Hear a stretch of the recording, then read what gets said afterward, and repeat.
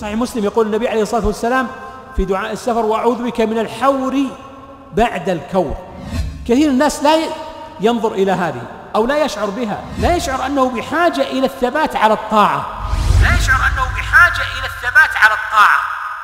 كان أمس من أهل القرآن، كان من أهل قيام الليل، ربما يكون من أهل الصيام، كان من أهل الذكر، فجاءت هذه الأجهزة وهذه البرامج وهذه المواقع وهذه الأشياء التي تعرفون، فصرفت كثير من الشباب وكثير من الصالحين.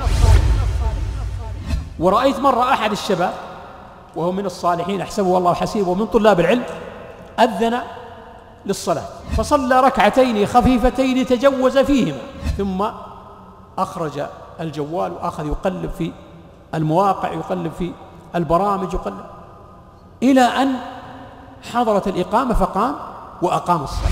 والنبي عليه الصلاة والسلام يقول في صحيح مسلم: أفلا يغدو أحدكم إلى المسجد فيعلم أو يقرأ آيتين خير له من ناقتين، أو ثلاث خير له من ثلاث، أو أربع خير له من أربع، وأعدادها من الإبل. تقرأ 100 آية أفضل من 100 من الإبل. لو استشعر هذا الأمر ما انشغل بهذه التوافه.